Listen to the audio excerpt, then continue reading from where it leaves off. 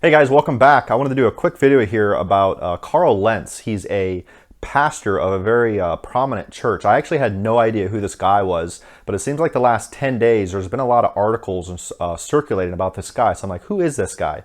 So I just want to kind of dive in here, who he is and what as Christians can we do. So Carl Lentz, he's a famous pastor of a very large church, Hillsong. I actually don't know too much about him, what his beliefs are, but I thought it was important enough, maybe we should cover this and how Christians need to react. So this church has thousands of people, very large church. And he has a massive influence over Christians and non-Christians. And I think what happened to him is really going to hurt non-Christians as well. So now, atheists and people can go ahead and laugh and say, ha ha ha, look what happened to him. So stuff happened with him inside the church and outside, one of them being adultery. And this seems to be something that Christians obviously have, everyone should have a problem with it. But I just want to point out that we all sin and fall short of the glory of God. All sin is the same in God's eyes. And what's happening with this guy is his journey and his indiscretions between him and God. So here it is Romans 3:23. For all have sinned and come short of the glory of God. So if we're going to sit back and judge this guy, and I get it that there's a time and place for everything. If someone's doing something in the church, sure, we need to go ahead and bring it to the person's attention if we can. But I've just seen a lot of people be very hateful. And as Christians, again, we're supposed to be the salt and the light of the world. We should be praying for this guy and his family. Because obviously, I heard that he went out and apologized. So he's done his part. And again, what he did 100% is absolutely wrong. But let me ask you a question. Have you ever lied in your life? Have you ever stolen something? If you say yes, then that means you're a lying thief. So how are you going to go ahead and have those sins washed away? And that's through Jesus. So, and even here's the last one. Have you ever lusted at another woman? This says that whosoever looketh on a woman to lust after her hath committed adultery with her already in his heart. So as Christians, we can definitely be judgmental, but all sin is in the same in God's eye. And just by looking at someone, that's a sin.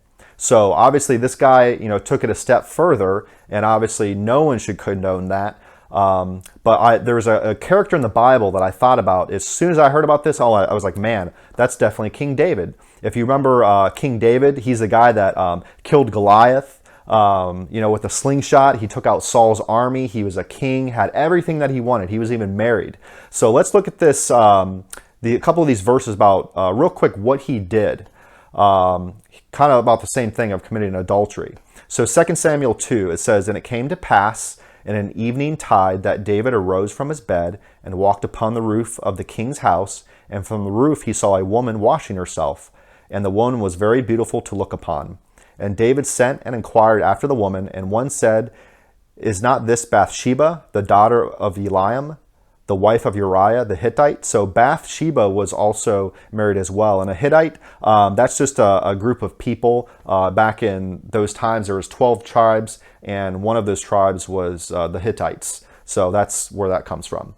And the last verse here, 2 Samuel 4, And David sent messengers and took her, and she came in unto him, and he lay with her, for she was purified from her uncleanness, and she returned unto her house. So they slept together. So you're talking about David. See, God always uses imperfect people to accomplish his will. And this just shows you that even someone of King David's stature, he even made a mistake and messed up. Now, I'm not obviously saying this other guy is a king at all. I'm just saying that he's a prominent person, and there's going to be people that have fallen away because of this. But this happens all the time. This won't be the first time this happens. It's happened tons of times in the past, and this won't be the last time. So the biggest thing we can do is trust in the Lord. Don't ever trust anyone or lean on to man's understanding. Don't even, put your faith in me, because I'm going to fail you. At some point, I'm going to fail you. Maybe I already have. I have no idea. But the point is, when you put your trust in someone, they're always going to fail you. But if you trust in the Lord, he's never going to let you down. Trust in the Lord with all thine heart, and lead not unto thine own understanding. In all thy ways acknowledge him, and he shall direct thy path. So it's very easy to be on fire for the Lord, and kind of like King David, he did a lot of right things, and toward the end of his life, he made a lot of mistakes.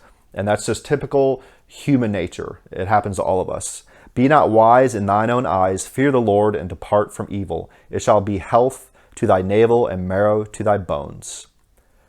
And here it is, James 5:16. Confess your faults one to another and pray one for another, that ye may be healed. The effectual, fervent prayer of a righteous man availeth much. So we need to keep praying for this guy and his family and whatever happens. 100% it was wrong, but all sin is the same in God's eyes. And as Christians, we need to stop judging and be very, very hateful towards these people. Again, we're supposed to be the salt and the light for these people. So, get in circles with your family and pray for this guy. And let's pray for the people that might be led astray because of the situation. And here's the last one, Colossians 4, continue in prayer and watch in the same with thanksgiving. So that's it. We'll see you guys next week. If this is your first time here, you like this video, hit the subscribe button and thumbs up. We're here to defend your faith and help you answer difficult and controversial Bible questions. See you guys next week.